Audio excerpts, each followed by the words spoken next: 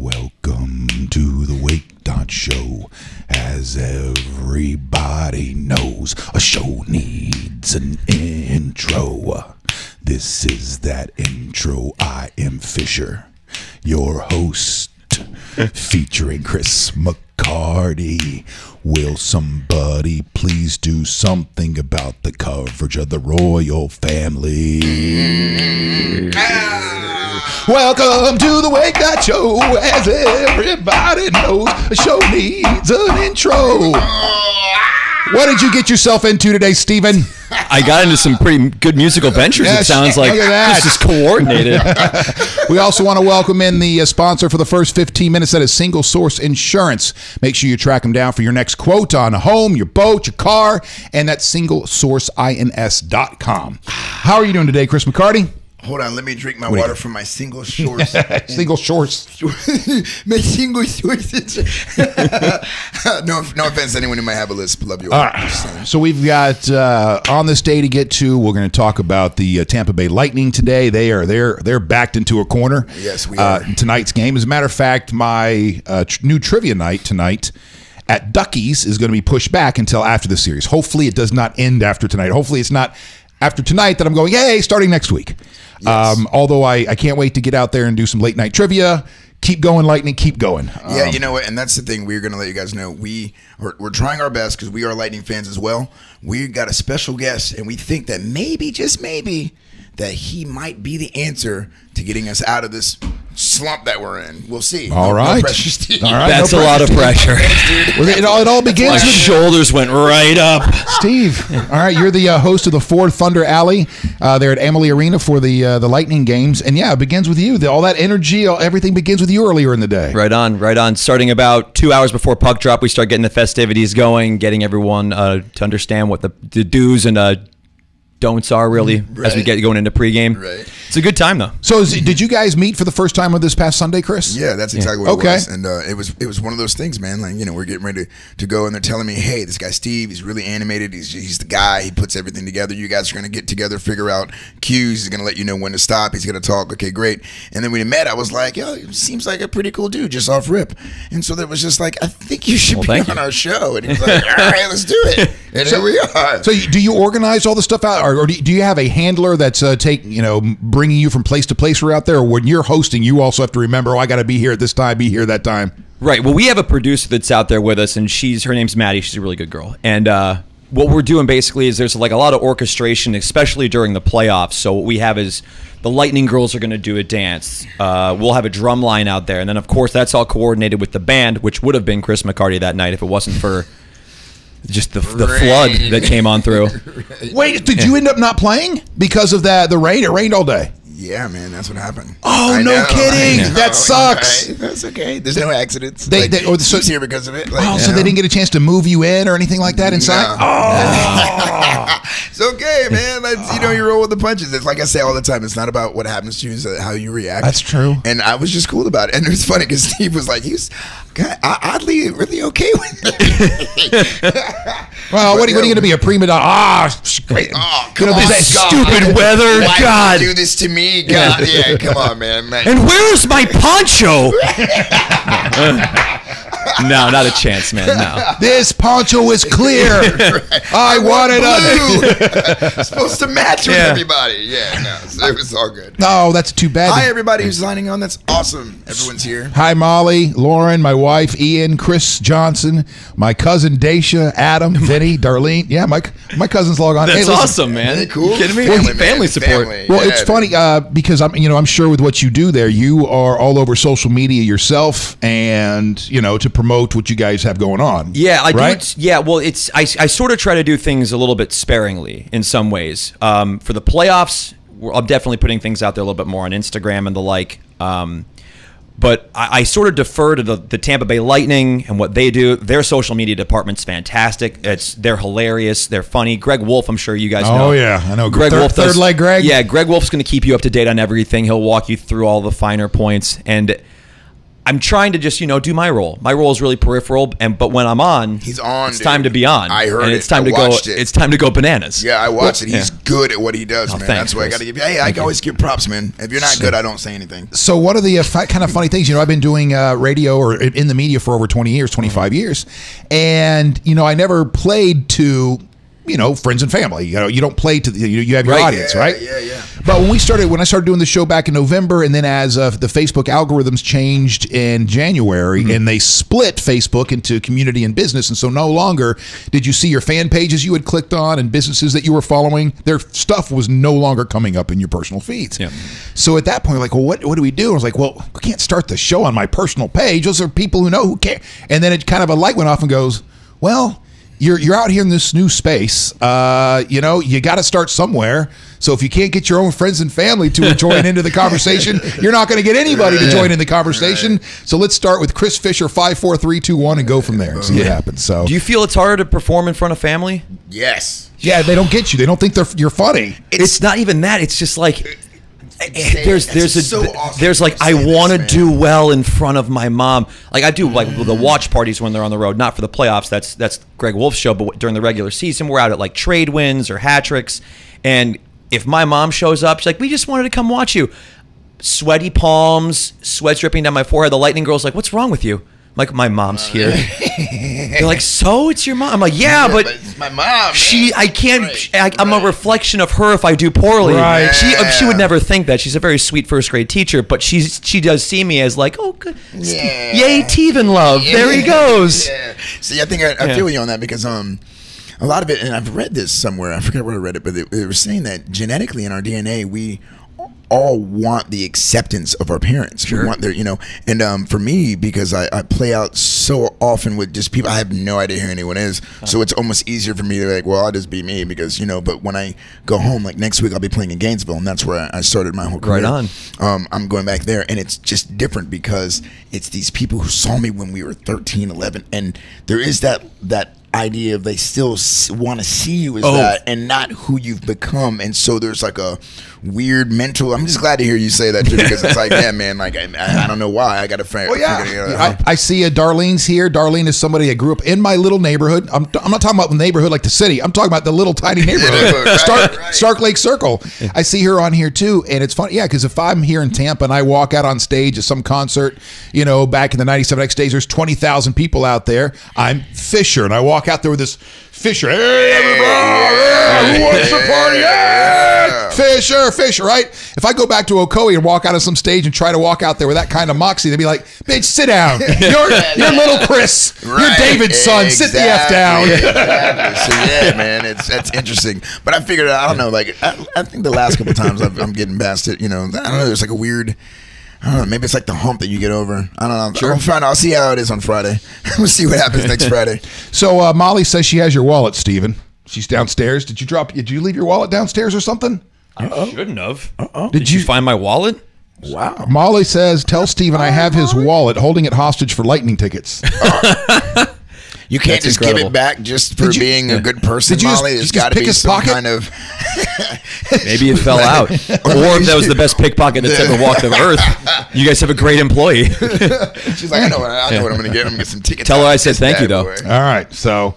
what about those Lightnings? She's holding it hostage for the Lightning tickets. They're hers if she's got them. If she's got the wallet. Can I say that it's pretty cool that your mom's a first grade teacher, by the way? Yeah, I just have an affinity for teachers, and like she just got to be sweet. My whole family's educators. Really? My mom teaches first grade. My aunt teaches like senior level English. My uncle's a college professor. My grandfather, if you keep going back, in like the 60s, 70s, and 80s, taught Americanism versus communism at Clearwater High School, man. Wow. Back when classes were like that intense, classic. Like, oh no, you're gonna learn about Americanism versus so what year was that? That was, I think, he passed away in '87, so it was about the '60s through 1987. Yeah, I feel like that's a class that shouldn't be taken out of schools. Right. I feel like we have to rediscover why it is that freedom.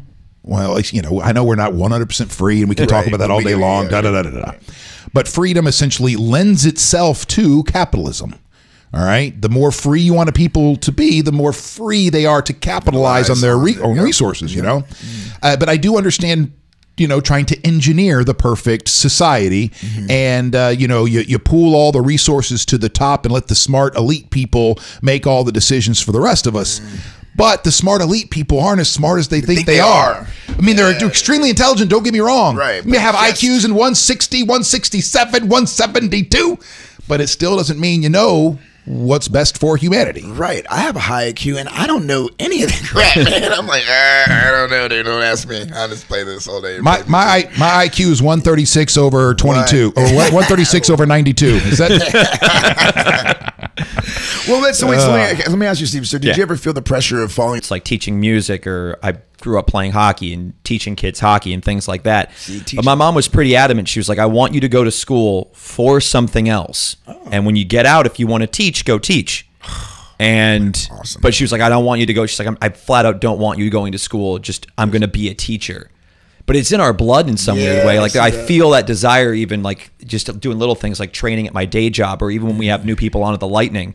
Like, there's a natural fostering, I feel, that comes out just from the genetics of it all. So you're full of leaders then in the family. Then, I mean, that's what I feel like. Leadership is like serving and whatnot. So there's like a leader. I mean, look, he's the lead guy who puts everybody and gets everyone motivated for the game. I mean, that's in its own way. Doing my best, man. Just trying. Were you about to say Chris Ironman?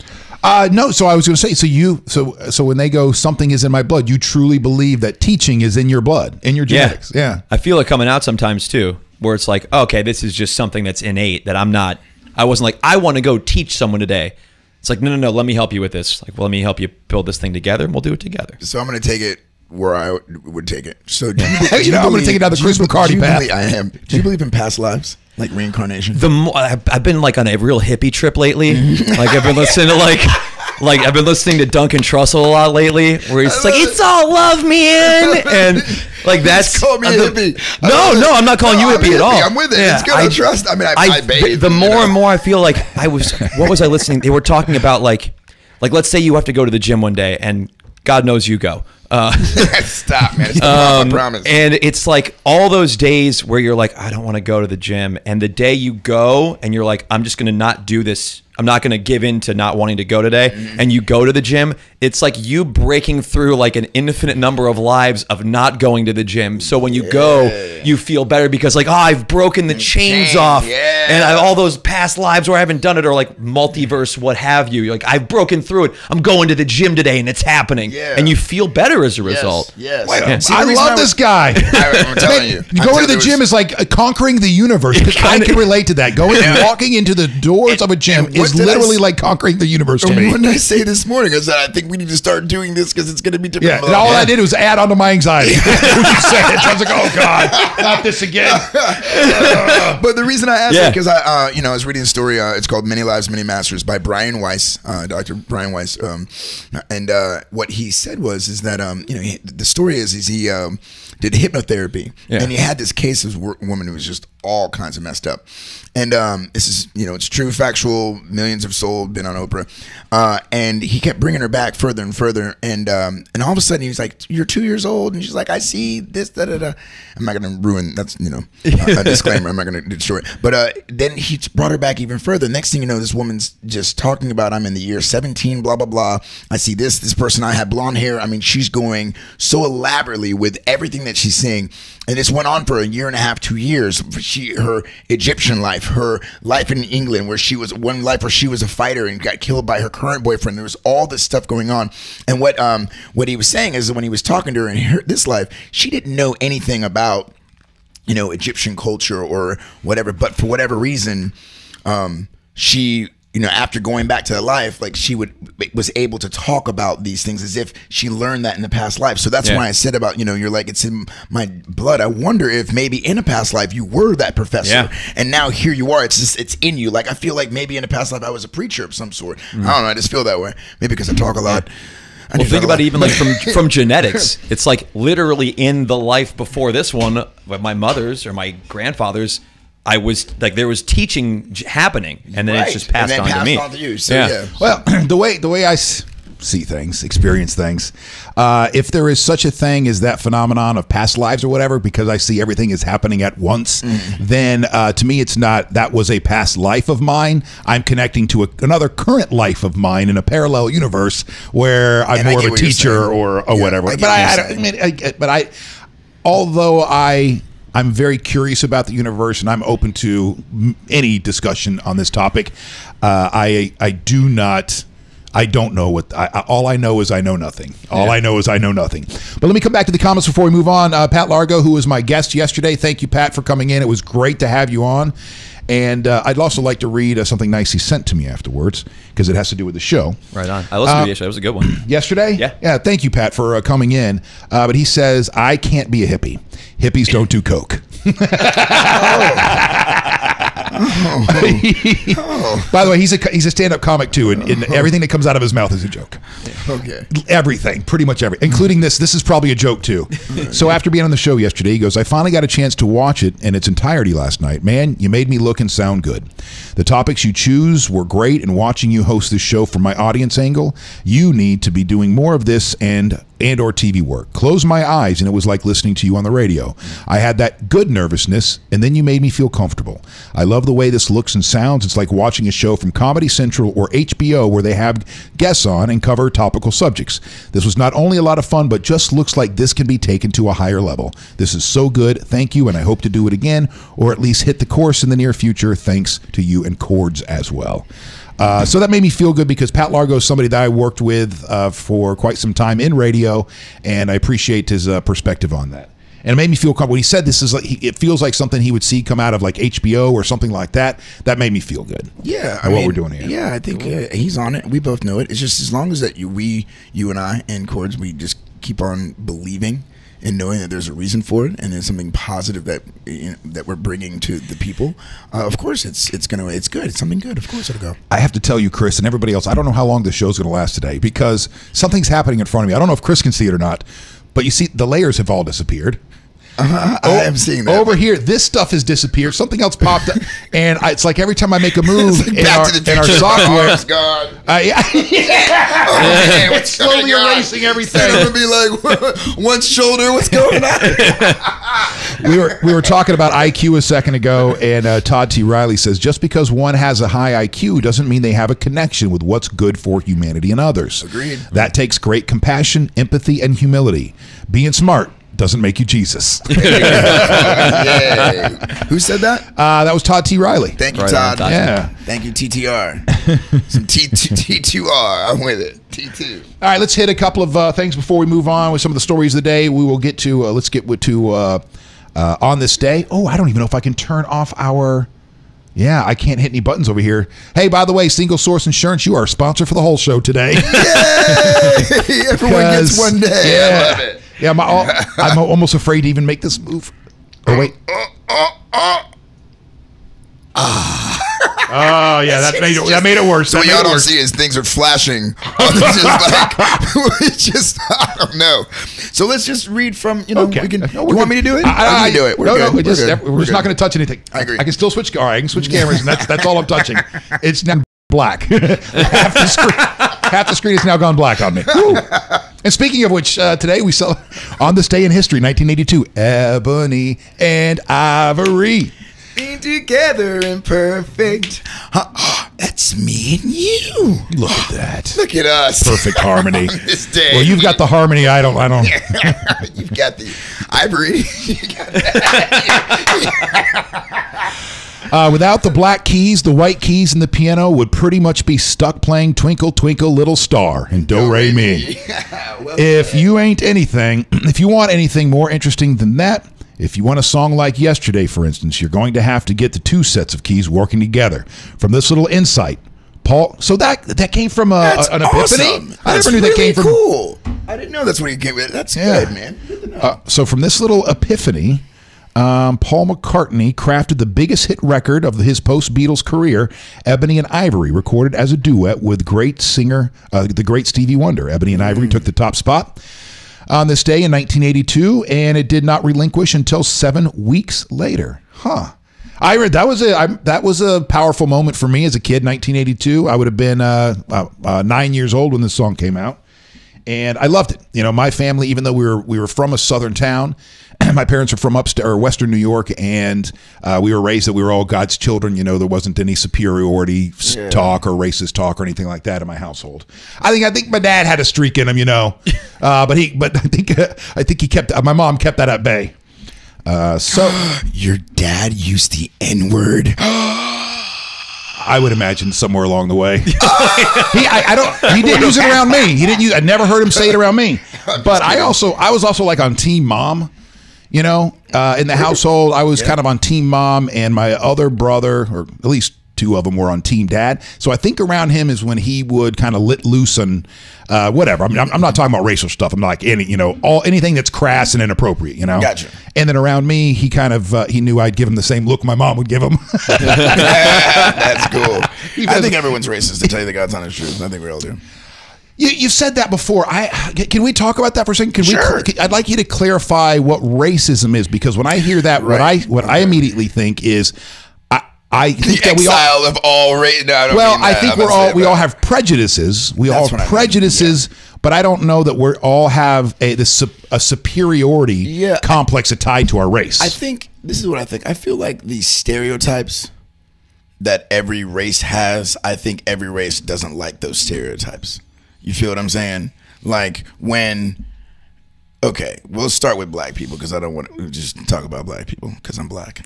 Well, we are Ebony and Ivory here today, so feel free to venture. So when Ebony is talking too loudly in a movie theater, see how you laughed? See, there's some truth to that. Did you laugh? See some truth? I laughed because your tonation about it, like. Look at you, I'm watching. Right. So like now people talk in movie. This dude next to me he's a white dude. He wouldn't shut up in the middle of the Avengers. And tell him to shut the F up. But I said, listen, man, I don't. Was he an adult or was it a child? He was an adult. I said, bro, please, come on, man. You know, and maybe I'm a little intimidating. So he's like, okay, my bad, dude. So it stopped, thank God. But otherwise, you're going to throw popcorn on you. You're going to shoot him. And I'm just saying, some of those stereotypes, we don't like that. And so, and we've all seen a little bit of the stereotypes. So I feel like at the end of the day, people just don't like those people who fit those stereotypes. Is that fair to say? Do you mean like, so I don't, in my own race of white people, I don't like when white people fit a stereotype? Is that what you mean? Or I don't like when I see another race fill some... I would say for you, if you were at that game when I was in high school, so there's a stereotype that black people think about white people. The stereotype is when a lot of white people are together and it's just you, they get funky with you. Because they feel I don't know how they. I'm not white. I can't tell you how they feel. I'm just saying that is a thing that black people feel. That's a stereotype that they feel that white people stereotypically do. So when I'm in that high school and I'm grabbing the basketball, and then people in the stands, because it's just me and Chuck and nothing but white people, these people felt comfortable enough to allow their disdain for black people to start making monkey noises every time I touch the basketball. Jesus. I feel like both of you guys don't like that. And so that would be a thing in when Louis C.K. I don't know if you guys listen to Louis C.K. He's hilarious. He's a white comic who talks about being white. It's like, the first thing he said is, I think white people, we're from another country, we're another planet. That's what he says. So I feel like it's the same thing of me. Like when I see certain things and stereotypes that black people do, perfect example. I cringe when I listen to a black person give us an interview and they sound like they've never read a book. It bothers me because it makes me go, oh, dude, you're bringing us back.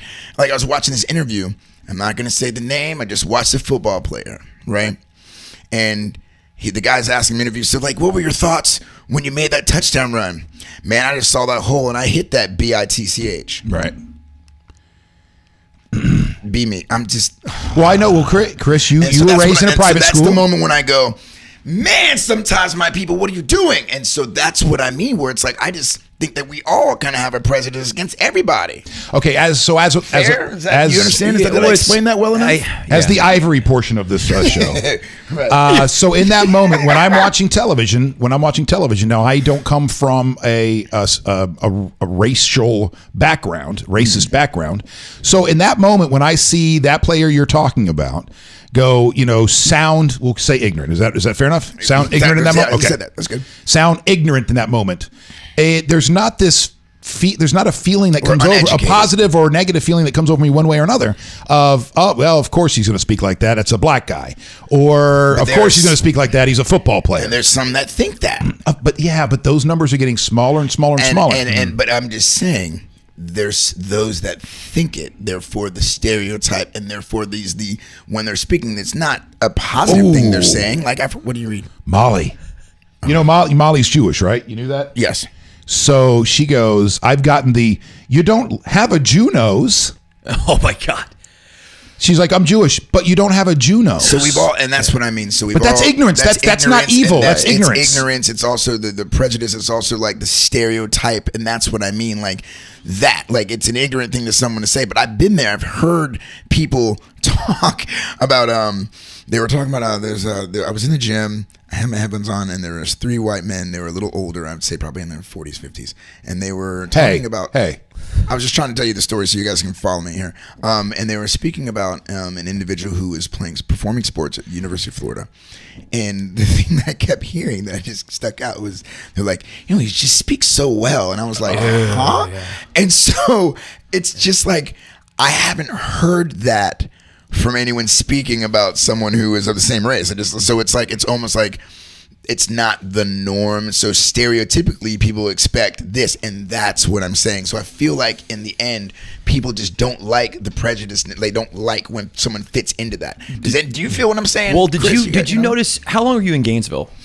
Oh, I was in there for a while. Let's see, about 20 years. Okay, so I went to college there. Nice. Undergrad and grad school, and I'm from here. I'm from Pinellas County. Cool. And I noticed when I left. Did you say Pinellas? Pinellas County. You know somebody's from Pinellas if they say Pinellas. True that. Growing up here, the question was always like, because believe it or not, I grew into this nose a little bit. So my man. When I grew up, people were like, "Are you Jewish? Are you like where are you from?" I was like, "Oh, I'm Greek." And I was like, "Oh, that was just." Middle school, high school. My ignorance, yeah. I would have been like, you're from somewhere over there, right? Well, the thing was, when I went to school in Gainesville, the question shifted a little bit. Like, hey, where are you from originally? And I could even tell the tone of it wasn't. The tone of it's like, you better answer right, or we're gonna have a problem. Especially like. Now, are you Yeah. Because Christian and I have had this discussion before. Had you had some, like the basketball story he just shared? Do you have some similar stories like that from your teen years where in those moments you might be hearing a little bit more innuendo than there actually is there? It wasn't even innuendo. I got lucky where it was pretty like obtuse and direct. Oh, okay. Of like, hey, I'm going to go at, like, I remember one time at a party in Gainesville in college, some guy was like, hey, who do you know here? And he's like, where are you from? And I was like, I'm from Clearwater. And he's like, what are you? I was like, I'm Greek. And he's like, okay, well, I'm going to go ask that guy where you're from. And when I come back, if you're not, we're going to have a problem. And I was like, okay, well, I can also just drive home because it's 9:30. Because he's assuming you have no idea. A lot of this stuff comes out like post like 9/11 and like the culture changes because like, are you Arab? Yeah, like, you've got that Arab. little. Is he Arab? Is he Greek? Is he Jewish? Exactly. Yeah, there's ambiguity, which ambiguity leads to question, which leads to paranoia, which leads to. I might have to hit you. I like this guy, Chris. I like this guy. Listen, man. Hey, there was a reason. You guys spoil show. I'm telling you, you guys are spoiling me rotten, though. You kidding me? I follow it, man. I follow that voice. I'm like something so amazing. But that's why I asked you about Gainesville because from here it was. I mean, post 9/11, I was here, and it was. I don't know if it was sheltered so much, but when I went to Gainesville, I was like, it was an immediate shift. Like even not even just like off campus, even on campus, there were like some side glances of just like what's going on here. But that's just, I think that's just college being open. Well, it's also, it's not easy being a white guy too, guys. Just to have your lineage go through Northern Europe and have light blue eyes, because then people automatically assume you're racist. I'm up in the woods. We call it the woods, the Ocklawaha National Forest, where some of my family lives, and I'm helping my brother clear land and do this and do that. And he's got a couple other people from the forest as well that are helping him, who have been transplanted from forests up north. And so they have a certain view world, right? And we're working together all day. Seems like a really nice guy. And he actually, I don't know. Does somebody automatically, as soon as you realize that they have that racial component, they're no longer allowed to be, are they automatically bad? Do you have to just put them in the bad category? Right. Because let me share with you. Lazy is what it is. So here's what it is. It's me and two of my brothers and this guy. Late night. We've been drinking all day and working all day. You know how it goes. And man, I don't know how we led into this conversation, but we're talking about the store around the corner that's owned and run by a guy who's from, I don't remember if he's Pakistani or whatever it is. And Greek, maybe. And he goes, well, you know, that's how they do it. They all stick together. And we just all give him this look like, what? Is this conversation getting ready to go where I think this is getting ready to go? And he starts talking about how they stick together and now we need to stick together and da-da-da-da-da-da. And like bad higher learning scene. Go ahead. Well, here's what happened, because in those moments, you're caught off guard. And over the year replaying those moments, I kind of look back with guilt and go, man, I wonder if that was a moment I should have put my foot down and said, F you, mother effer, da-da-da-da-da-da, get the hell out of here and don't ever come back. Or, well, you're stunned usually in those moments by that. So I usually resort to jokes. I'll make some kind of joke that lets it be known that I'm not good with what you're saying there, and let's move on with the conversation. Right. So do I lit? Am I allowing a moment where social justice could happen in that moment where three brothers stand firmly and go, hey, listen, buddy, we don't go down that path. If that's the way you think, that's fine. That's not the way we think around here. If you don't want to interact with us because of that, I get it. Appreciate your work. Here's $50 and be on your way. I'll tell you, man, it's really funny you said that, because I was having a conversation with my best friend Andrew last night, and he was saying, you had this period, Chris, where you just felt like you had to tell everyone your truth and your justice, and he goes, and this is like kind of where keeping it real goes wrong. He was like, he goes, at the end of the day, I feel like measure it like what harm could come from this.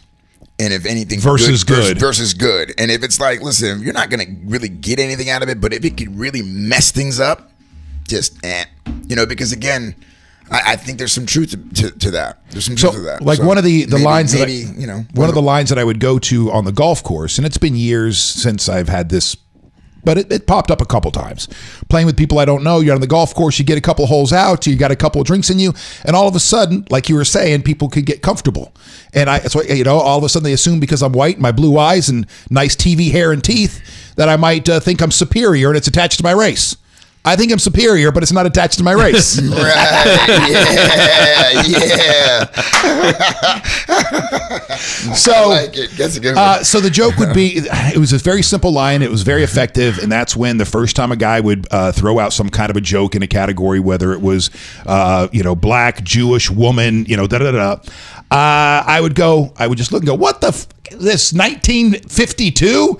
Nice. And just make that kind of a very joking, I'm not being too direct, but I'm being direct enough. Yeah. What is this, 1952? Come on, man. Yes. Just go back, and that would send that signal. Yes, I like it. Okay, like so that's good. All right. It's really good. No, redirecting. It's just redirecting. I think that's pretty good. What do you think?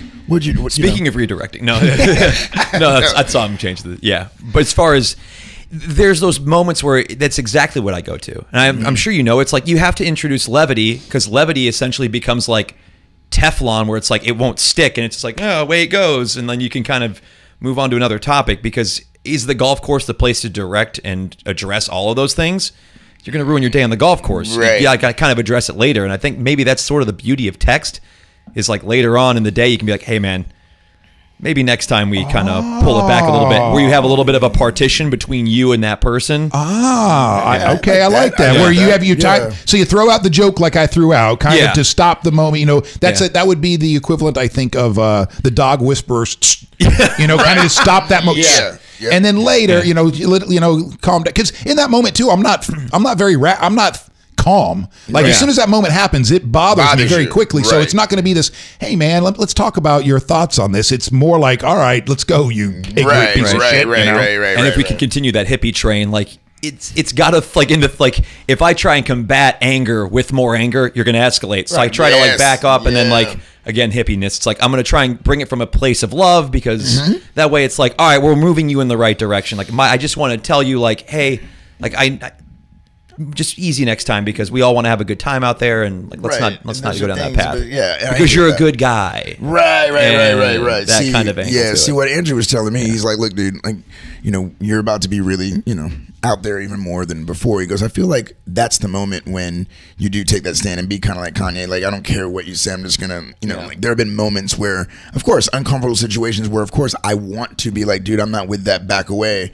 But let's get to a spot where it has more influence. Let's say I'm like really popular, and people sometimes say things because they think it's funny. Like they'll call girl, oh, you see that BIT? And I'm like, I'm not that guy. You know what I mean? But I know you're trying to be cool. So those moments where I can really teach, as you said, like, dude, if you're going to kick it with me, we're not doing that, first and foremost. Like that kind of, oh, wow. So, and this is what here's my lesson. I was 17 years old. 17? I was 18 years old. And I'm in Charlottesville, Virginia. And of course, everyone knows Dave Matthews Band's from there. My next door neighbor, he was in this big band, like this, you know, funk band. He played sax, and he knew Leroy Moore back, you know, God rest in peace, Leroy Moore. And he calls me and says, Leroy is here at the Outback Lodge. I'm a kid, and so I go, and there he is sitting in the bar chilling by himself. And I'm like, hey, man, nice to meet you. He's like, hey. I'm like, I'm from Florida. So, and then he turns around to really be like, oh, cool, you know. And then I say to him, I'm a kid. This is 20 years ago. You see, I'm clearly not proud of the moment. But it was a real disclaimer. And I say, yeah, man, so does Dave get all the bitch, you know? And he goes, and or I said, do all the girl, I'll do all the bitches. Like, you know, Dave. You can say bitches. It's okay. Well, I don't really want to. All right. And so he says, yeah, girls like Dave. And it was such a great, powerful moment. Boom. And that's what I mean. And I changed from like, you know, I was trying to be cool, dude. And here's this grown man just said it like, yeah, man. So look, like, see, story time, man. Like, call it out. And I feel like those things had to happen to get me to where I'm in now. Like, no. So now it's happened to me, and I'm like, it was like an alpha behavior. Like he showed you, like you just be the alpha by being it. By not using certain words. Yeah, it wasn't gonna put me down. It was, man, and he didn't have to make you feel like crap. He didn't put his finger in your face. Go, hey, listen, buddy. Girls like Dave. Yeah. And it was man, that's man. I got goosebumps. Dude. I'm telling you, that was my dude. Yeah, bro. That's a perfect way to handle it, too. Yeah, perfect way to handle it. Okay, let's hit a couple of comments before we move on. Pat Largo says, this is going back to the guy, the football player you saw say, I hit that hole hard, or I hit that bitch hard. Right. Pat says, in all fairness, the football player did hit that bitch hard. I mean, if you were black, you may not be thinking that, so that's all. All right. Let's see. Molly, I don't look Jewish. What does a Jew look like? Someone goes, I'm not Jewish, but was told by a Jewish guy that he thought I was Jewish because of my nose. That was the first I've ever heard of a Jewish nose, and I was in my 30s. When my dad was going through cancer back in 2012, and they had to cut off his face. They had to cut off everything here. So he didn't have a nose. He didn't have this. So you can look right down into his sinus cavity, right? And so we were talking about the prosthetic that he was going to get when he was done, and whatever. And we were talking about, you get a mustache, Dad, maybe you get one of those Tom Selleck mustaches, the Magnum PI. And he couldn't talk because he didn't have, talking to us. Wow. And so, but we did hear him go, well, maybe I'll get one of those Jewish noses. He goes, everybody's always told me how cheap I was. Maybe I can get a Jewish nose, is what he said. Gosh, man. Right. But you understand, if you know my father from A through Z, that is an ignorant statement, an old ignorant joke, but goes back to the size of a Jew's nose.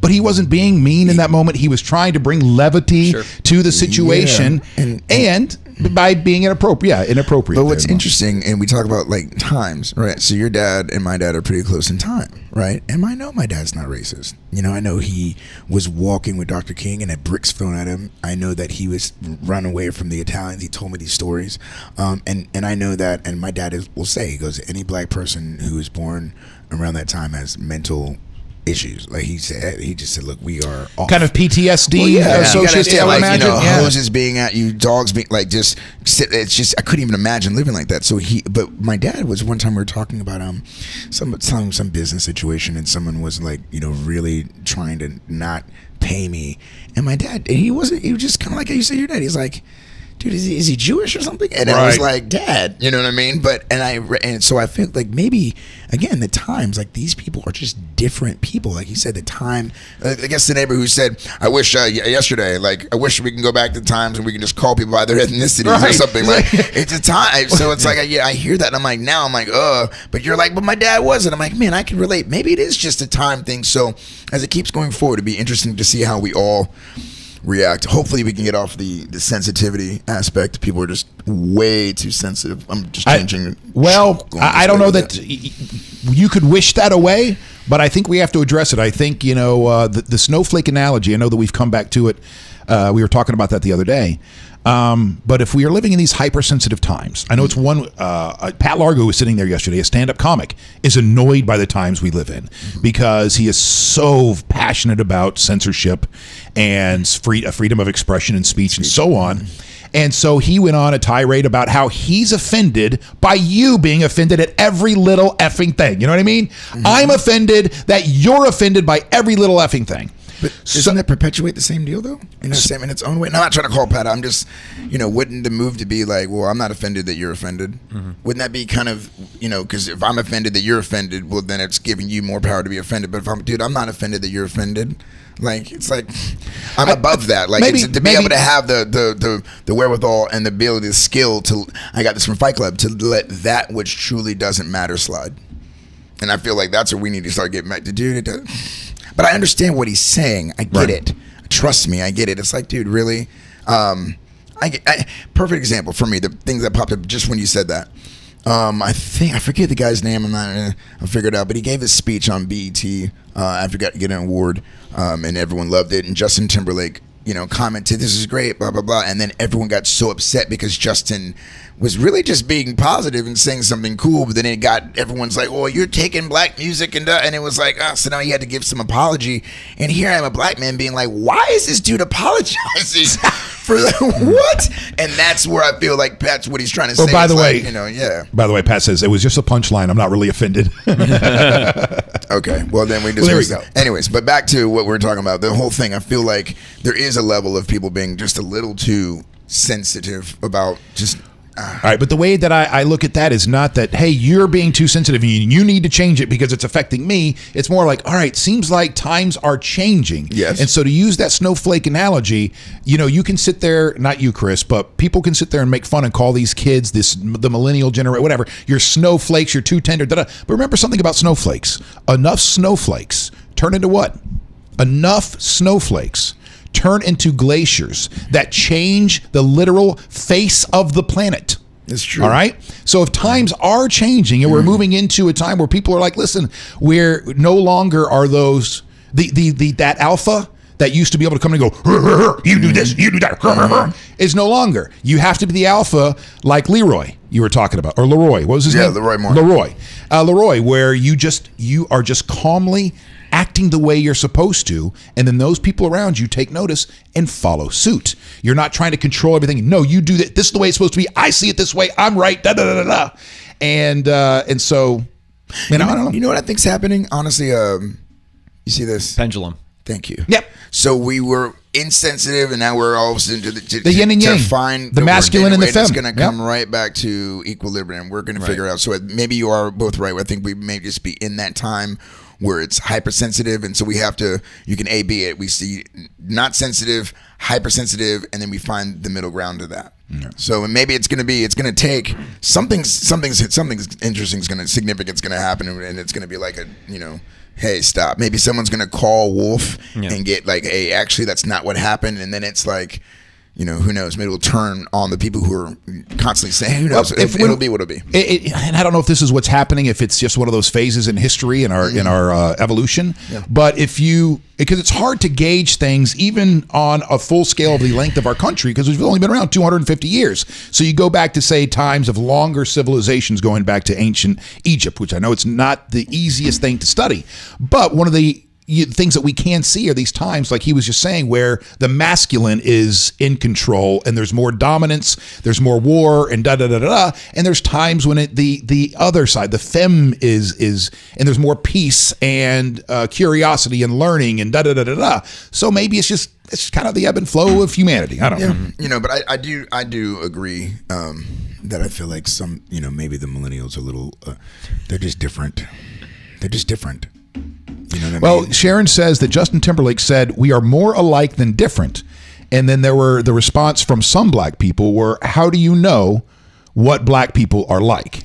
And so that's where you have those that are, oh my God. I know that's got to be frustrating, Chris, man is trying to bring us together. He's just saying, what about the white people who he is reaching, and he's saying, hey, we're more alike. What if that person gives you, black person who had an issue with it, a job or sees you differently? But what are you doing? You're perpetuating the issue that we already have. Like, that's but those, what I'm saying. but those people need to be addressed because they're the small. I think they're a small percentage. Those people that think like that are a small percentage, and it's also because of where they are in their head, and they're still in a place where they're in tantrum mode, going, "No, you don't understand my plight. Yes. You don't understand me." But then he has to apologize. But then because of that, he wrote, "I agree." Right. But then at the saying, now we have say something. But you know what? I think maybe that's what I did. Was it people sometimes they have to worry about their sponsorships. Like, you don't know who Justin Timberlake's sponsored by, and then like, he doesn't give the apology, then someone else, and maybe that's could be part of it too. Why he apologized? I didn't think he needed to apologize about anything, but that's why he made say something. Yeah. Do you have any stories like this? How you doing with the pups over there, buddy? They're good, man. The second Chris got all animated, they were like, "I need to snuggle next to something." So the one's right here, right now. That's Roxy. My view on it is, I mean, we're gonna have things that need to be addressed, but when it comes down to like the social media outcry, who has time to like tweet all day? I've got two jobs. And like, I've got two jobs, man. And like, some of them are like one of them's in front of people, the other one I'm talking to people all day. I don't have time to like, if you're outraged about everything, then when it's time to be outraged, thank you. Truly, you're out of energy. No one's gonna listen. You're out of time. Either. Yeah, man. I mean, I hear you on that, man. That's real. I mean, like, I've been told that I should be tweeting 12 tweets a day. Yeah, dude, I'm lucky if I get one. Right. And Metallica's really good because they come out after like an hour and a half of quiet, and then they come out on stage and blow your head off for 2 hours, and then they go away. But it's quiet before that for a nice hour and a half. Wake up. Oh wow, nice. And then there's there's like a nice little like whatever radio house music's going on. And then they come out with the big noise. Yeah, I like that. See, and I second that method because I have a video on my YouTube. If anyone wants to go on Facebook, under Chris McCarty, there's a video and the title is what is it called? Something, another way of thinking, or just some thought or something like that. Where it was the one time that I actually spoke about what was happening in society. I tend to not do that. I just don't. But I feel like that's why it got the notoriety that it did, and people were feeling it because I don't do that. You know what I mean? So I think you're right about that. Less is more. It's was Jordan Peterson of some. I mean, of course, he gets like a lot of flack, but one of his things he was talking about, like, and the meek shall inherit the earth, that Bible verse, and it's not like the weak and weary will get the earth one day. It's that he who has his tools sharpened knows how to use them and keeps them sheathed. That's the one who knows how to inherit the earth when it's time. That's pretty fascinating. I did not. I'm so sorry, glad. Chris. This is one of the reasons why I left religion. One of the reasons. Everybody has their own interpretation, word by word. That was a nice one, though. I like that. That kind of it goes along with what we were saying. I think that's good. So back to some of the comments coming out of the comments. Sharon says, Todd, why can't we just all get along? Why can't we all just be cool with one another? That's a great question. I don't think it's a rhetorical one. No. I think it's one that we really should. Well, and I know there are academics who are breaking this down anthropologically, why it's so difficult for us to just get along. But there is a reason to that, and it's tied to the animal in us. Sharon, I agree with you, Chris, but there are a lot of people that will always have something bad to say no matter what is said. Of course. Yep. And and so Nikki, to back that up, says that small percentage is what keeps a wedge in the middle of people. It's sad. But one of the things that me and Chris and those of us in the media can do is quit focusing on those small percentage of people that get us riled. But the problem is, for those of us in the media, we need provocative things to keep you watching longer, to keep you listening longer, keep you reading longer. So those crazy people that make all the noise and say all the ridiculous shit are the ones, well, did you see what happened today on Twitter? Somebody said something I'm sure is going to spark an emotion in you. Right. Roll it, Bob. Right. Roll the tape. Yeah. It's true. Yeah. All right, let's get to some of the issues of the day. Our guest today, we welcome in from the Ford Thunder Alley at Amalie Arena, Steven. Oh, hold on. You told me 10 times at the beginning of the show. It's okay. I'm going to go with Arferus.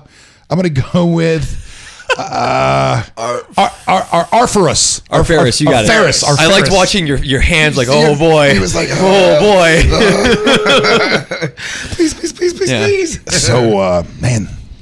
So wait, I got a question for you. So All right, here you go ahead. Now, people ask me, not all the time, I don't want to make it out like people are always asking me, but like, what's your day consist of? And they don't really know. They see me on stage and I leave. But my day is really long when I have a show. What is your day? Because seeing what you do, like, obviously, like, I feel like that's kind of, I'm on stage and I'm getting people excited too. Sure. So I want to know, what is your typical day on, Lightning Game? Tell us everything if you can. Right. Well, it depends if it's a weekday or a weekend, because I have a whole other job. I work for an investment firm during the day. Okay. And so let's say it's a weekend. Weekend. Sure. Get up normal time, but it usually really starts the night before. And I'm sure you guys know what it's like. If my voice isn't there, then I'm nothing. I'm nothing. So the next night or the night before, I'm not really drinking. I'm not really going out. Staying at home, hanging out with my brother. Maybe have a friend or two over, watch a movie, but it's like I'm calling it a night early. I'm going to get to bed the right time. Yep. But wake up next morning, normal time, get to the arena about 3.5 hours, 4 hours before puck drop, start doing my research, start writing out everything I want to talk about on Ford Thunder Alley. What do you mean? What kind of research do you have to do for Thunder Alley? Does it have to do with players' names on the opposite team and stuff like that, so you can heckle them? And well, I try to have a little bit of good fun, which was really easy last round. I don't know if you guys saw the Brad Marchand incident where he the licking of the one face. of our faces. So that makes it easy for it's like, all right, I've got content. Do you know what we're talking about? No. I was like, what? One of the players. I tried to be all quiet, but he saw my face. Game 2 or Game 3? Game 3, okay. I think. One of the Bruins players licked Ryan Callahan, one of the Lightning players, from like bottom lip to the top of the nose. It's disgusting. Pretty foul. Yeah, it's disgusting. So what makes you do it anyways? It's all mental games, and like in the heat of the there it is. Look behind you, Chris. Oof, evil. Ew. You see that one in the middle? So what happened to him after that? Nothing. So it's kind of a loophole as far as I understand in the rule book. If you spit on someone, it's a game misconduct. But they never addressed like, well, what if you lick someone? So there's that weird gray area of like, well, we never thought to address it until right now. The same thing as spitting. Like, right. Yeah. So like we'll research things like that and have a little bit of fun with the folks. But the beautiful Did you thing have a face licking contest before? No, we did not. No. The joke really just became like, the expression is takes a licking and keeps on ticking, not gives a licking and loses the game in overtime. There's not cool. There's differences. I like it. And so, but in the same token, Amalie Arena and what they're building out there is we welcome everyone. And that's the fun of it all. Yeah. It's like we're going to give you a fun little jab as visitors, but we want you to feel, like you've had a good hospitality experience. You're not going to feel like you're in Boston. Right. Yeah. There's some truth there. Yeah. So I'll do some research on the players' names, what the Lightning are doing, what the post-game and pre-game interviews have been like the last few games with Coach Cooper and the players. We'll walk through the finer points of whatever the sponsorship might be that night, if it's Hockey Fights Cancer Night, if it's the American Heart Association's out there, everything that Ford is doing that night, because we're always sponsored by Ford, and they always roll out like one of like the brand new Mustangs, and you just look at it with like that pride of like, that came from Detroit. That's cool. That's Merc. And then I'm out there till right around puck drop, and we'll just be having a good time with the bands out there. We banter with the band. A lot of really great acts like that. I'm sorry, of course, that you couldn't play the other night. All good. And run inside and immediately change clothes and do the Bolt Brigade shtick, where it's just getting the fans hyped, get the T-shirt gun out. So are you like on the ice? Or are you up above, like, you know? We're everywhere. So So you if there's an can't on-ice just game, run it. we're on the ice. We'll do the pregame skate with the kid where we skate. We play Thunderstruck. That's cool. And there's a little kid from one of the local rinks. It's a really great outreach effort where we skate around the rink with them, wave flags, and they get to like get the crowd I like pumped, like that. Thunder. Cool. So is It's- this all? Is all this training, all this work and research you do to ultimately become Thunderbug? I've been Thunderbug. It's weird. It's fun. It's fun. It's different. But I was Thunderbug back for a summer in 2011, and it just becomes this thing of I forget there was going to be a lockout at the time or I can't quite remember. I remember that. Yeah. And our then mascot had gone up to a minor league baseball team to get work over summer, and that was still when it was an hourly. There it is. There it is. There's the bug. Yeah, flashbacks. And and it was like when I was in college intern still, and they're like, "Are you confident being Thunderbug?" And I was like, "Yeah, let's do it." Like, you're a college Right, intern. right. Like, I'm not saying no Right, to right. anything. Right. Yeah. So I got in Thunderbug, did everything from like Progressive Insurance all the way through like dancing in front of Chili's on like July 5th. Awesome. It's a different Do you experience. start to become the bug? Is Oh, what you you live? Is it like, immediately. is it like Lord of the Rings? So it's You have like to get rid- acting. It really is like yeah, acting. like you get in that taking suit and you're like, no, I am this thing, I've and it seen- becomes a yeah. very cerebral, like, Yeah. all right, well, I don't have hips anymore, I have a hula hoop, and That's I'm gonna make the whole awesome. thing work. Yeah, that's so cool. 'Cause And- you see yeah. with kids in Halloween, like my son, when you put the mask on, it's just fun. Like, Yeah. you know, my kid said at the thing, what, he was 5, and when he was Black Panther before Black Panther Yeah. came out, and I show him, and it was so great. It was like, Johnny, when you put this mask on, you are no longer Johnny. You are Black Panther. And I put it on. My kid is like, you just got into it. Just so that's cool to Chords. hear you do the same He's like thing, flexing man. his pecs He and his really traps was. as he in gets like, in. "Rah." That's beautiful, man. That's really cool to hear Yeah. that happen that way. That's too, what man. I do when That's I put on awesome. my Black Panther outfit, my Black Panther pajamas. Yeah. Honey, I'm prowling in bed tonight. It's like Wakanda forever, baby. Ride. Cords says the mascot struggle is real. Yeah, it's different, but it's fun. That's really Yeah, cool. that paid for a semester of books back in Look college, at man. that. Look That at was that. I'm saying, okay. That's cool. So what are the Yeah. perks that you get from, being your job at this point? well. At this point, I'm basically watching a hockey game and getting paid to do it, which is That's perk. That is the perk. There you go. That's great. It's the real perk for me. It's being a part of that organization and watching how things have changed over the years and getting to have my name attached in some small peripheral way. I'm just thrilled to be a part of it. Yeah, greatness. Being a part of greatness. And Yeah, excellence. It's you love what the ownership group is doing and getting to feel like this is our city and like that be the Thunder mantra. It's really like I don't want to say effective. What's the right word? Infectious. Infectious. Thank Yeah, you. good word. Yeah. And you're just thrilled to Like be a herpes. part of it. Except no side effects, hopefully.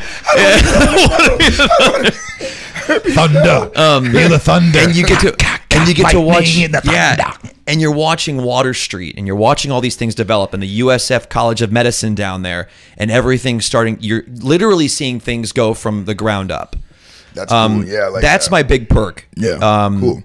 What a cool shirt you have on too. Oh yeah, you like it? Now I see that as that's official Adidas merchandise. Yeah. So it looks like what they did is tapped into the Tampa Bay Lightning fever here without having to pay any royalties. Oh no, right? it's the Adidas is okay. sponsor. Yeah. All right, there it is. I saw It was one of our. It was like a shirt they made for the All-Star game, and it's got a manatee. Manatee Yeah, on it. That's I love awesome, it. dude. That's a great it shirt. became like the most popular shirt at our pro shop. Yeah. After like they kind of did it as like a one-off as far as I know, and they're like sold out immediately. Yeah. That's so awesome. And so now they can't keep them in stock. That's great, So, man. See, yeah. you can tell people really care. We still, people care, man. All right. Well, that's our guest today, and we got a couple of topics to hit before. Or do you got to get back to your law got nothing. finance I'm here firm for you guys. All right. Yeah. Here, I got a couple of topics to bring up today. All right. So a story. 2/3 of Brits. You know, this is one of those things that's been bothering me. 2/3 of Brits don't care about the royal wedding. 2/3 of the people in that country do not care about the royal wedding. Yet Americans do. It is everywhere. Can somebody please explain to me why? I'm going to go that the United States has done a good job of brainwashing ourselves to be addicted to humans and obsessive with other human beings. And when they push out the Kardashians, and then that becomes like the royal family here, then it's almost like it goes to the real royal family, and then we're obsessed with that. And it starts with Cribs. When you have TV shows like Cribs and they're showing people like with these immaculate big huge houses, and everyone suddenly thinks that I want that, I need that, I don't have that in the cars. I think that's part of what we've done, and is that feels right? I don't know. I'm watching Good Morning America yesterday, and again for some reason, and I'm really excited because, well, I like Michael Strahan. And they have like the entire cast of Deadpool on, like 5 or 6 characters on, right? I'm excited about it. Got Ryan Reynolds out there. They're promoting it every single break, and I can't wait to for him to come on. Right. Then all of a sudden they start going down. They start covering the royal wedding, and this thing builds in me, Chris. And this time, instead of it just being it is a worthless, meaningless interview with somebody who knows this broad, whoever's about to become the princess of the world. And it's just radio rules plus shit, radio rules plus shit, radio rules plus shit. So next thing you know, there's a sit-down, serious interview with some radio rules plus shit. Radio rules plus shit. Try to just say it without the accent, the voice. Just try to say it. Just bring a whole thing down. Like, well, I'm trying to artistically express the visceral reaction that I get when I'm watching this. Right. I was almost trembling. I was so angry at this. I turned off the television and did not turn it back on to see the Deadpool interview that I wanted to see. But then I switch over to the next channel, Royal Wedding. I switched to local news, Bay News 9, Royal Wedding. So now that's it. I don't know when the date is on this thing, but I'm not turning on the television. I'm not watching any news until this is over with, because this is worthless, meaningless stuff that distracts people from real life shit. Yes. And it's our media that perpetuates it. But our media. Yeah, and you know what? I think you nailed it. It wasn't about the brainwashing. It was about control and distract. Distractions. Think about it. If you're on your own personal life, the distractions in your life have prevented you from really ascending to your full potential. That's anyone. So let's just say, as you say, our own media is doing it. Well, why is it that there would be any kind of group that would not want people to come together and be bigger? Because if you can divide and conquer, there's still some kind of power, some kind of control. Like, I mean, I think you'll agree with me as a person who comes from a family from professors and educators. Did you hear about in England that they're taking away the analog clocks because kids can't read the time? Like, what the? Yeah. So we don't even want to just teach the kids how to read it. We're just going to take it away and let. It's like there's like a dummy down thing. Like no more cursive. Like not teaching kids cursive. I feel like somewhere something is. You feel like it's nefarious, like it's on purpose, like we're trying to make. Like you're trying to make people more dumb, and I still can't figure out what it is and the reason why. Because knowledge is power. We all know that. I feel like I have the life I want based on what's going on up here, and the fact that So I don't know. There's it's like making more slaves almost. Think about it. They didn't in slavery times. They wouldn't allow black people to learn how to read. And then they would say things like, oh, black people's brains are smaller and so on and so forth. And that was a way of keeping people down, and they can control, and almost like you need us. Kind of like, Chris understands this. This is where I will say that man really was trying to control females by telling females that you need us to either open your pickle jar to defend you or protect you. So now, you need us. Like, oh, okay, I'll defer to you. That remember, kind of you're the weaker of the jet. You're weaker. Right. You need us. Right. And so make sure you do what I tell you. That's what I mean. So think about this. So if you're, couldn't that just be the same thing? Like making a bunch of little slaves that just do meaningless jobs and that see their potential and then to me keep buying and just. I don't know. There's some. I don't know. I think we have to go down the lane of Illuminati or something, because I don't know that anybody has that much control where they can, come up with, devise all these diabolical plans and implement them around the world. Although I'm sure there's been people that. By the way, Nikki says you're right. Spot on. Agreed. What do you think? Is there a royal wedding happening? Is that a thing? I love him. I didn't know either. Stay focused on the light. No, is there one really? Yeah, I guess so. This is the whole, if the tree falls in the forest, does it make a sound Ooh. right now, isn't it? But here's the thing. Here's the sound. CNN, Fox Oh, News, true. Yeah, it's ABC, true. Yeah. CBS, He's making NBC, local news, national news, Breathe. and it's Got your back, bro. Who's getting married? Like, is it?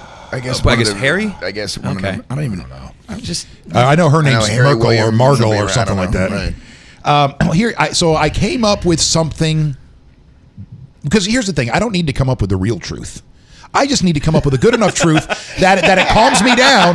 That so when it pops up on television or I hear him talking about the radio, I don't want to start Getting upset. Yes. You're looking for a solution, and I get upset. Yeah. Yeah, I don't That's need great. the real answers. I just need something good enough to. Yeah. So here's let me show. This is what I came up with yesterday. It was either yesterday or this morning, and I shared with my wife. I go, maybe because it is our own media that perpetuates this, and then I think about the elite in our own country, be it in the media, sports, business, politics, religion, those upper echelon people and their view of the world. Well, if you're one of those people that are on television or you're in the billionaire realm, that princess stuff is really relatable. Because for a lot of people, you get to walk around the globe. You've got some either you've done, you're making millions of dollars a year, or you've married somebody who's worth billions of dollars, and you get to play princess. And so I'm thinking that it's the elite in our world that this, in our culture in the West or in America, that gets fixated on this because they feel like they're just this close away from being a princess themselves, or they're more deserving of being a princess than that C word that actually is a princess. And so there's that, and that's why the rest of us normal people have to get dragged into this BS world every time something's going on with the royal family. I would say this, man. How do you think Leroy Moore would handle that? Oh, good one, buddy. Because now I'm thinking, he'd go, just chill out, man. Just be cool. What if you chilled and said something like, that doesn't pertain to me or anyone else that I know, so I don't really buy into it. And then then anytime anyone says, you're like, well, it doesn't really pertain to me, so I don't buy into it. I don't watch it because it doesn't help me in my life. They're not paying my bills. So, yeah. So what if that was I don't know. No, I mean, that's wondering. Well, we'll see if that helps the next time it pops up on television.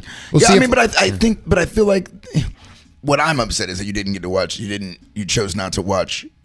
What you wanted to see in that in a similar way. They won. I allowed it to thing. affect me, right? Yeah, I mean, but it's like, but I do commend you for turning it off. You're like, dude, it's causing me some kind of. I did this for pleasure. It's not causing me pleasure. I'm just turning it off.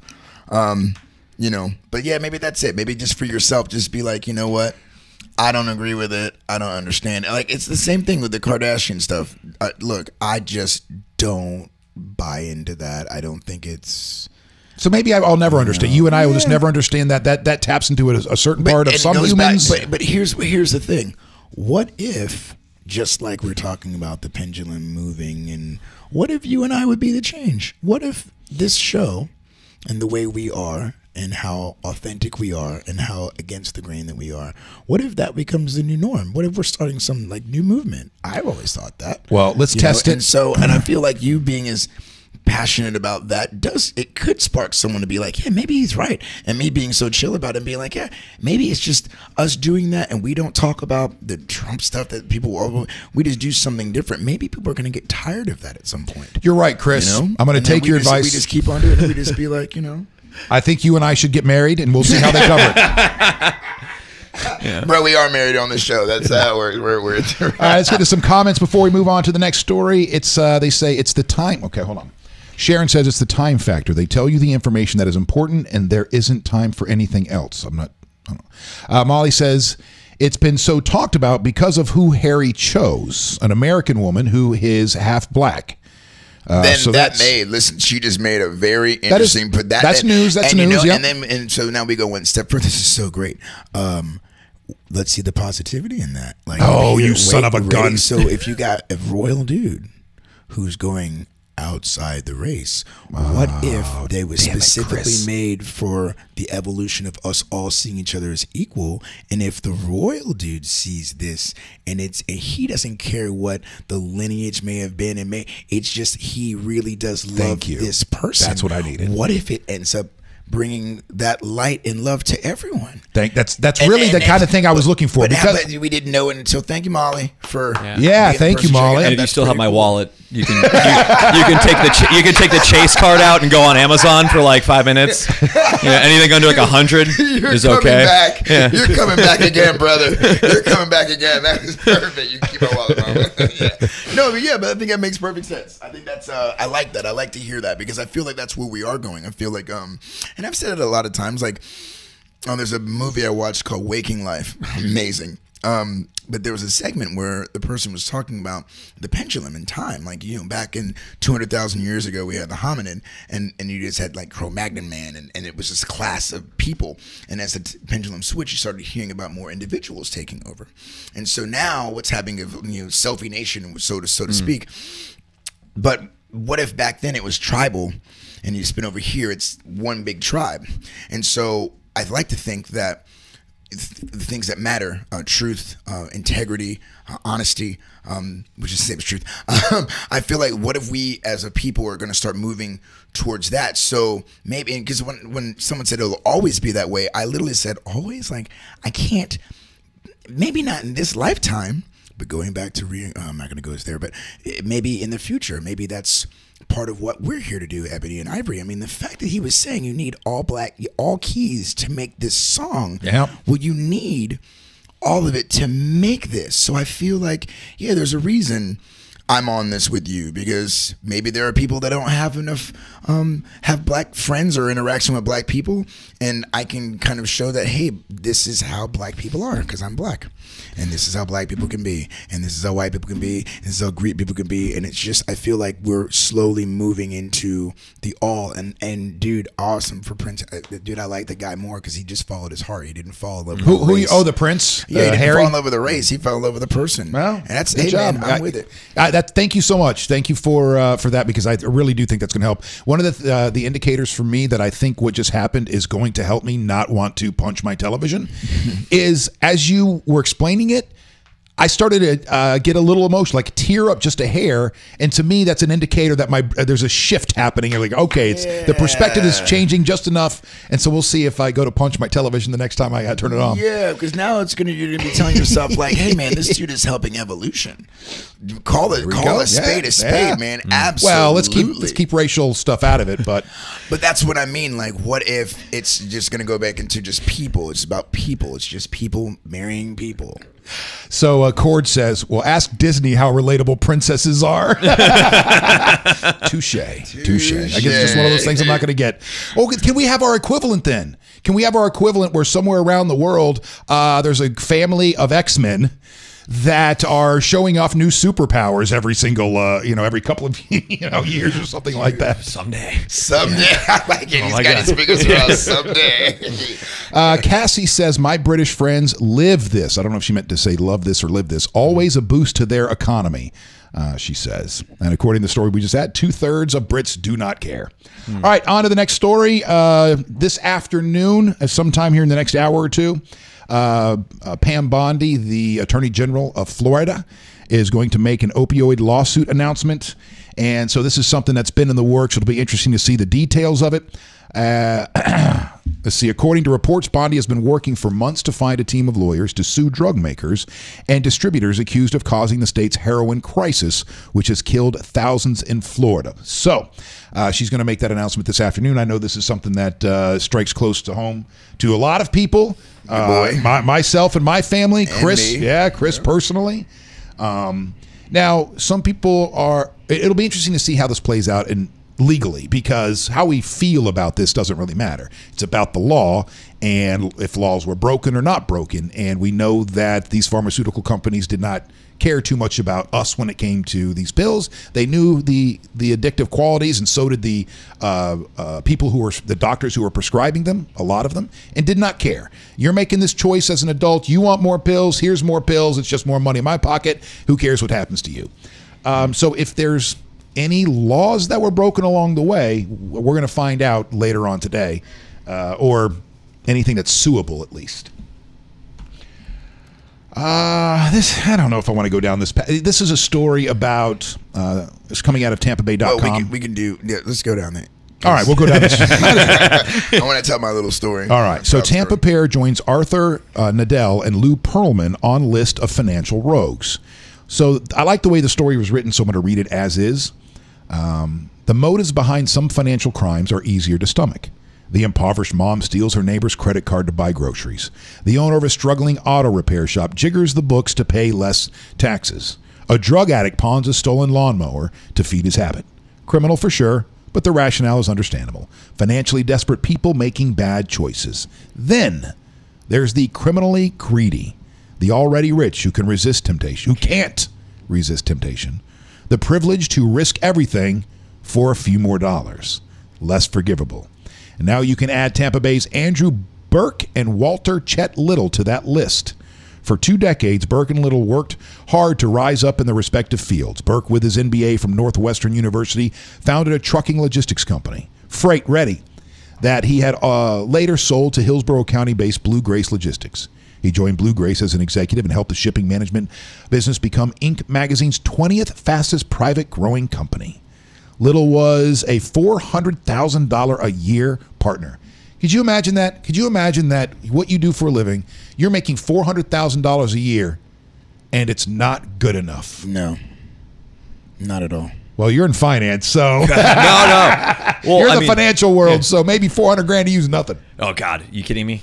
No, that's far out of my pay range. Well, I'm sure it is now, but or it might be now, but it's going to change for you. Well, yeah, I have a point when you're okay. Get through this. I don't want to cut you off at all. That's all right. Well, I'll just got a couple more lines here, and we'll come back. So, his wife, the chief financial officer at another firm, also earned 6 figures. Yep. At one point, the couple owned 2 Apollo Beach homes in the upscale Maribay development. All right. It was there that the two men met in 2013, hatched an insider trading scheme, a tale well told by senior correspondent Susan Taylor Martin in Sunday's Tampa Bay Times. The condensed version: Little used confidential information about pending company merges from his law firm's database. Holy shit. To make stock picks. Burke knew, went along, and even paid kickbacks to Little for the inside information. The U.S. Securities and Exchange Commission noticed. The FBI showed up. Both men. I wonder how they. I guess I'm going to have to go back to that original article. Because how do you find, how do you uncover something like that if somebody doesn't rat? Mm-hmm. But I guess they see some. There's got to be some kind of. You guys are getting too lucky on these things. Right. Like weird trading patterns. Right. Like, why are you buying all of this right now? Yeah. That kind of thing. Yeah. So anyway, the scheme netted the men more than $1 million. Prosecutors described Little's conduct as particularly egregious, spurred on by greed. It's the same motivation that has felled so many of Florida's high-profile financial criminals. Sarasota's money manager Arthur Nadell turned to crime in 2006, pocketing $100 million, and then took off when the Ponzi scheme imploded in 2009. He pleaded guilty and received a 14-year sentence and died in prison. So yeah, So where's it got to do with Lou Pearlman? Well, I got you. They're joining the list. Okay, gotcha. They're joining that list. So these 2 new guys join the list. Mm-hmm. So these 2 people that are pictured here join the Lou Pearlman thing, or join the ranks of Lou Pearlman and his Ponzi scheme. And Lou Pearlman had a lot of things going on. He was also having sleepovers with these boy bands and stuff. Well, I don't know about that, but I knew that I have my own personal story about Lou. But I think this is what I want to say about all that. What you do in the dark comes out in the light. And, you could try to play that game all you want, but there's just a balance. And so I think these things happen for all of us to be like, to see what we are capable of and see yourself in that and try to see if you have that in you and work on be grateful that you don't, because there's so much said about the hardworking person who gets up and doesn't try to break, and you respect that person, so greed is real, and you see it, and that's where it's all about the balance of who's your center. I say this a lot, man. You can either be a slave to your ego or you can be a servant to your spirit. And that's some ego stuff. Mm-hmm. That's fleshy things, want more, me, and that's just what that is. So but if we go down that path, Chris, isn't wanting anything more than you need technically a slave to your ego then? I don't necessarily know. I feel like depending on what you're trying to do. Thank you, by the way, for saying I don't know. Yeah, I mean, I think like, depending on what you're trying to do in this life, like, everyone has their own sacred journey. That's how I feel. Mine's a sacred journey. And what my soul is up to, maybe the wanting of things and money for me is more like what I can do with that money and how many people I can help with that money. So I want money so I can do things. So again, I don't necessarily, that's why I said I don't know. I don't necessarily know if that's, Well, what's interesting is this kind of ties back into the royal family thing in some way, because you're watching people, I'm going to try and tie this in appropriately, but they're the same. It's the same token. I want to attain a certain amount of wealth or status, and then my life will be fixed. You have a blind spot there in that there's other things you need to take care of. You're not going to mask something or fill it in with more money or status. You need to work on yourself first, then rise up, and then push forward. Because money's not going to fill in the gap. That's why these people are trying to seek more of it. Yes. It doesn't fill it in. That's it. That's exactly it. It's true. Find what you're missing, fix it. Yeah. They say money doesn't make you happy. It's just not. I have a lot of millionaire friends who are miserable. And I have millionaire friends who are happy because they were happy before they even got the millions. The millions doesn't make it for me. Yeah, it's more comfortable to show up and, and such, but they just the core of who you are, like be okay without. And it's kind of like now that I'm getting more popularity, because for a long time in my 20s I was like, I wanted to be famous and big rock star Chris McCarty. And then I just was like, I don't care. And I had these kids and I'm like, there's so much more to life. And then I stopped caring. And now everything's coming my way because I stopped caring because I don't care. And it's very interesting how that works. So I think it goes on the line with, things are going to come my way because I did fix myself and I'm cool and like, all right, cool. So Walt, it's good to see you in the message or in the comment section. In-depth story in Sunday's paper. Good to see greed does not pay for most. Elliot says, every time my salary goes up, I find it hard to believe I lived on less. He goes, I'm sure that continues even once you get to the 400,000 mark, or maybe it continues.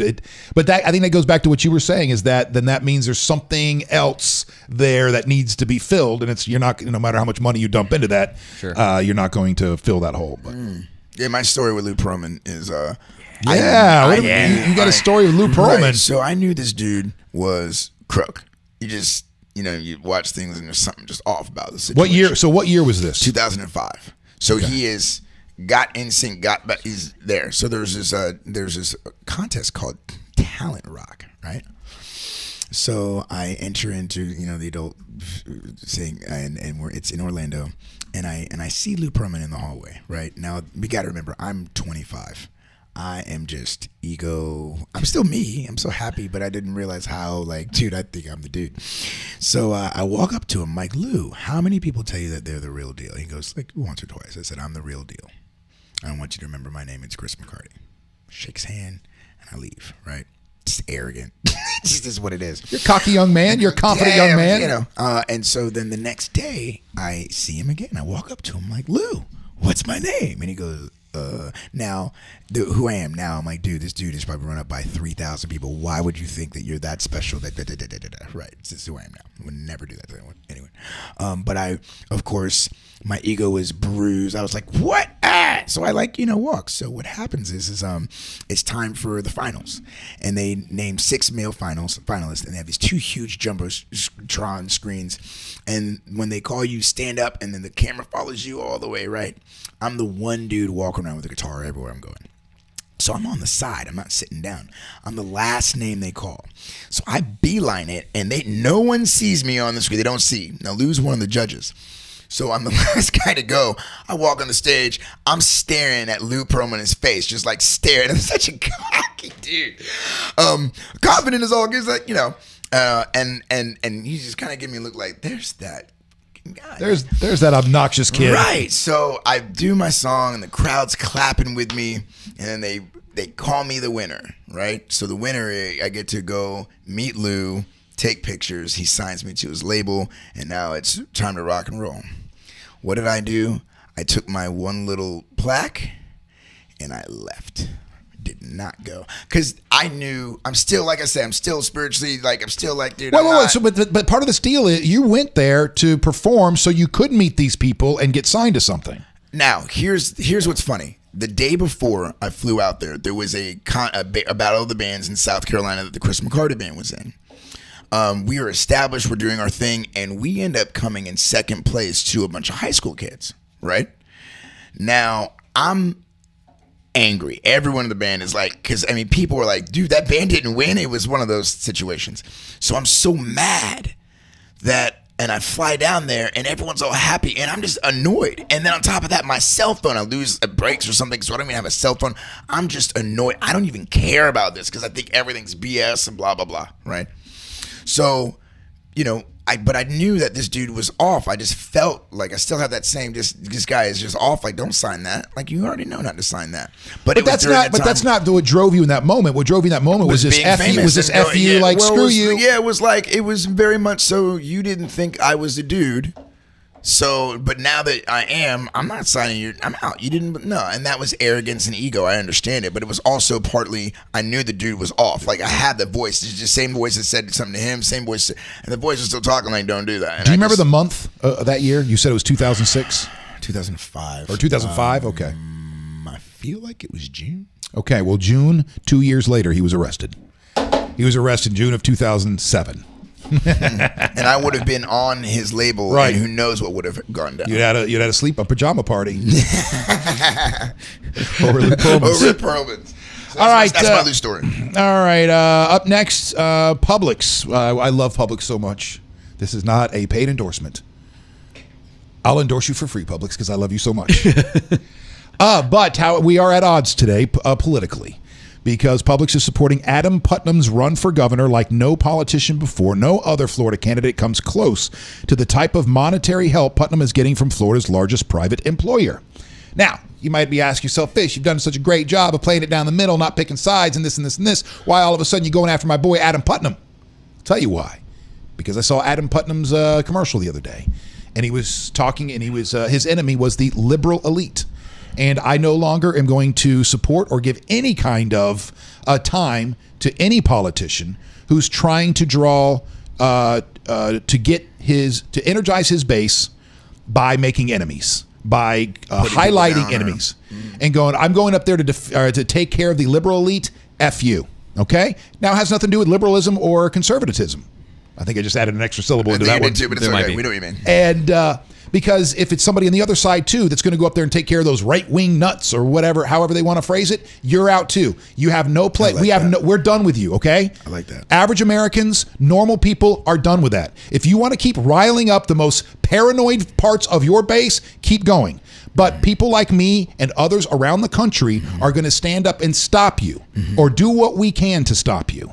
We're done with this. I like that. You want to get up there and talk about you want to flush out Washington or whatever, make that sweeping statement. That's fine. But if you want to keep going down the path where there are enemies to America, and you got to get me up there within America, and you're going to have to send me to Washington D.C. to take care of the enemies of America, I'm out. You want to sit there and you're going after the liberal elites? Well, the person that's going after the conservative elites, you're out too. The liberal elites is not the problem with this country. The conservative elites are not. You're the problem because you keep doing this division type thing. You're talking about we need someone who's going to be talk. I was told this and just bringing it back to me, but calling it out. Do what Chris McCarty does best. I mean, I used to do that really well. But what I'm saying is like, me too. When I was going through my divorce, my father was like, don't talk bad about your ex. Just talk about what good you do. Right. And so I think it's the same thing. You want to have somebody who can talk about just what their plans are doing and not worried about the negativity and da-da-da-da. Is that what you're saying?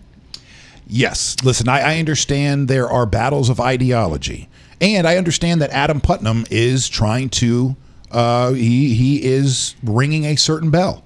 Okay? If you want to play that tune, go right ahead. I hope it does not work for you.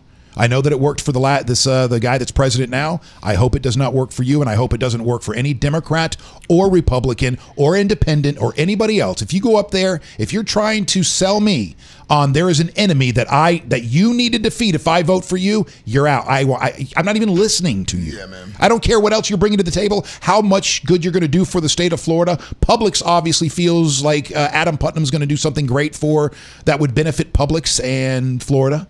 But then change your message and be... Well, let me ask you a question. Are you going to stop shopping at Publix? Nope. Nope.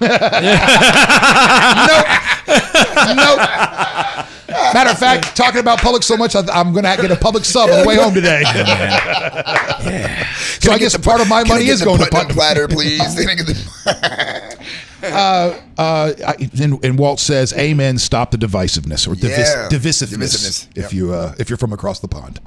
All right, and lastly, ladies and gentlemen, we're going to end on something that's a little bit. I don't know that it's on a high note, but as we focus on the future and all the scary things that are happening or could be happening in the near future, there's so many amazing things that are happening during our time too. And right now, 2 surgeons in China are developing a method to transplant a human head. So here's the question for the end of the show, for the last couple minutes. If you were to have anybody else's head transplanted onto your body, you can't keep your head. You can't be a 2-headed person. Not in my scenario anyway. When you get your own streaming cast, you can have that scenario. If you could have anybody's head to replace your head, who would it be? Steve. Jeff Goldblum. No, oh, I thought you were pointing at me. Oh, if you want my head, that'd be great. I was saying you go first. Okay. That's funny. Yeah. Yeah. Man, you're going to want a second wish there, man. Like, I'd take Jeff Goldblum's head. Are you being serious, or is that a punchline? No, I'd take Jeff Goldblum's head and get to talk like this all the time. You know, and just have that all the time. That'd be so much fun. Really good, Okay, man. I like that. So if you guys need to see the latest Thor, Ragnarok, Jeff Goldblum's in it. Oh, he's really? So great and great. I love him. And so that was a really good impression, my man. Thanks, that was man. impressive. Thanks, Chris. That's impressive. I would do Bob Marley. Nice.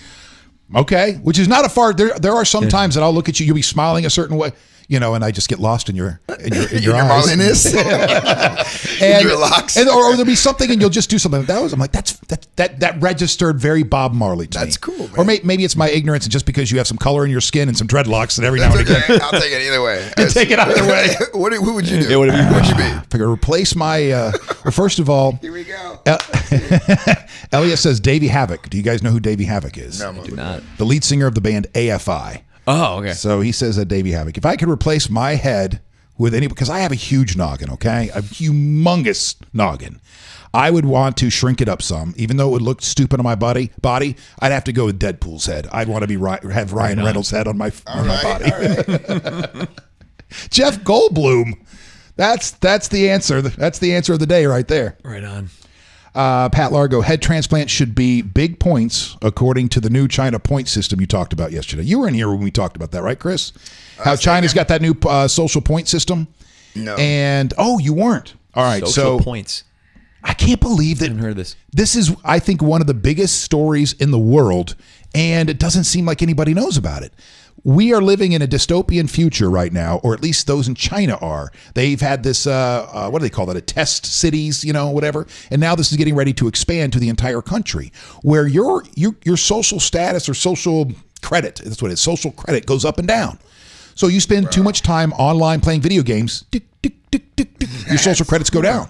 Wow. You help somebody cross the street or something, your social credit goes up. If they see you smoking in a non-smoking area, because they're using all the video technology and face recognition, they see you smoking in a non-smoking, it's going down. Yeah, get people's heads would be so messed up. Like, wait, what did I do today? What did I do? Oh, my God. Well, you know how we are. We'll start playing to that system. Oh, Yeah. Wait, but couldn't that almost be a good thing if people are, because We're about to find out. People want likes so much, they want to be liked so much. Well, what if that's the new like, your social thing? So hey, I just opened the door for a lady. Did you see that? Did you see that? Hey, but it's almost fake.